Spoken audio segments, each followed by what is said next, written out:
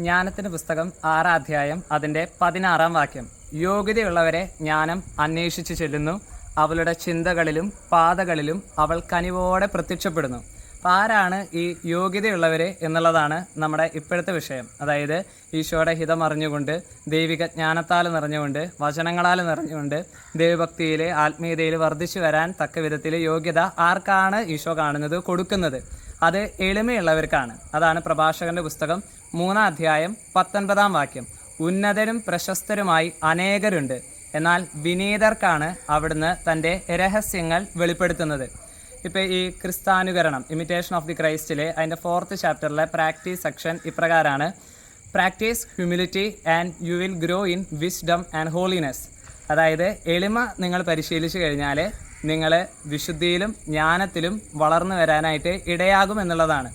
Lucas സുവിശേഷം 14-ാം അധ്യായം 11-ാം വാക്യം. തന്നെ തന്നെ ഉയർത്തുന്നവൻ താഴ്ത്തപ്പെടും, തന്നെ തന്നെ താഴ്ത്തുന്നവൻ ഉയർത്തപ്പെടും. അപ്പോൾ നമ്മുടെ സംസാരത്തിലാണെങ്കിലും നമ്മുടെ പ്രവർത്തികളിലാണെങ്കിലും എല്ലാം നമ്മളെ തന്നെ താഴ്ത്തിക്കൊണ്ട് മുന്നോട്ട് പോകാൻ ആയിട്ട് നമുക്ക് പരിശ്രമിക്കാം.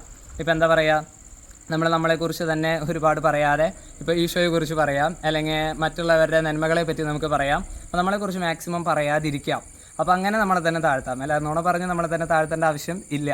അപ്പോൾ അങ്ങനെ നമ്മളെ തന്നെ താഴ്ത്തിക്കൊണ്ട്, പിന്നെ ഈ ഒരു വചനം ലൂക്ക 14:11 ഒരു സുഹൃത്തജപം പോലെ കൂടെ കൂടെ ചൊല്ലിക്കൊണ്ടിരിക്കുന്നതും ഈ ഒരു എളിമ എന്ന ഒരു പുണ്യത്തിൽ കൂടുതൽ വളരാൻ, അതിൻ്റെ ഒരു അഭിഷേകത്തിലേക്ക് നമ്മൾ കൂടുതൽ നയിക്കപ്പെടാനായിട്ട് ഈശോ ഇടയാക്കും.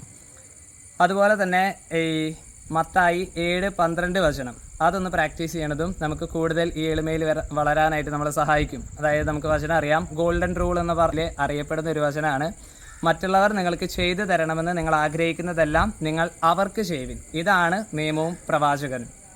അപ്പോൾ അങ്ങനെ മറ്റുള്ളവർ നമുക്ക് എന്താണ് ചെയ്തു തരണമെന്ന്, ഇപ്പോൾ മറ്റുള്ളവർ പ്രാർത്ഥിക്കുന്ന സമയത്ത് നമ്മൾ വിചാരിക്കുകയാണ് ആളെ വിളിക്കണോ വേണ്ടേ. അപ്പോൾ നമ്മൾ ചിന്തിക്കുക, നമ്മുടെ സ്ഥാനത്ത് നിന്ന് ഞാനായിരുന്നെങ്കിൽ ഞാൻ എന്താണ് ആഗ്രഹിക്കുക, അത് നമ്മൾ ചെയ്തു കൊടുത്താൽ മതി. ഇപ്പോൾ മറ്റുള്ളവർക്ക് എന്തെങ്കിലും കാര്യങ്ങൾ നമ്മൾ സഹായം ചെയ്തു കൊടുക്കണം, അല്ലെങ്കിൽ സഹായം അർഹിക്കുന്ന ഒരു വ്യക്തിയാണ്, ആത്മീയമായ സഹായമായിക്കൊള്ളട്ടെ, ഭൗതികമായിട്ടുള്ള സഹായം ആയിക്കൊള്ളട്ടെ.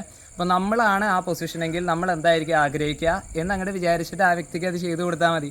അപ്പോൾ സിമ്പിളാണ്. അപ്പോൾ ആ ഒരു ആത്മാവിൻ്റെ പ്രേരണകൾ കൃത്യം മനസ്സിലാക്കാൻ പറ്റാത്തൊരു വ്യക്തിയാണെങ്കിൽ പോലും നമുക്ക് സിമ്പിളായിട്ട് നമ്മളെ തന്നെ അവസ്ഥയിൽ ഒന്ന് കണ്ടിട്ട് നമ്മൾ എന്തായിരിക്കും വിചാരിക്കുക എന്ന് വിചാരിച്ച് അത് ചെയ്തു കൊടുത്താൽ അത് തന്നെയായിരിക്കും കറക്റ്റ്. അതുകൊണ്ടാണ് ഈശോ ഇത്ര ഷാർപ്പായിട്ട് ഈ ഒരു ഗോൾഡൻ റൂള് തന്നിരിക്കുന്നത്. അപ്പം അങ്ങനെ ഓരോ കാര്യത്തിലും, ചിന്തയിലാണെങ്കിലും വാക്കിലാണെങ്കിലും പ്രവൃത്തിയിലാണെങ്കിലും ഈശോയുടെ മുമ്പിലും പ്രാർത്ഥിക്കുമ്പോഴെല്ലാം എളിമയോടുകൂടി വ്യാപരിച്ചുകൊണ്ട് അങ്ങനെ കൂടുതൽ ദൈവഹിതപ്രകാരം നമ്മളെ തന്നെ നയിക്കാൻ, നമ്മളെ തന്നെ ഈശോയുടെ ഹിതത്തിനനുസരിച്ച് കൊണ്ടുപോകാൻ, ദൈവിക ജ്ഞാനത്താൽ ദൈവവചനങ്ങളാൽ നിറഞ്ഞുകൊണ്ട് മുന്നോട്ട് പോകാനുള്ള കൃപയ്ക്കായിട്ട് നമുക്ക് പ്രാർത്ഥിക്കാം. ഈശോ അനുഗ്രഹിക്കട്ടെ.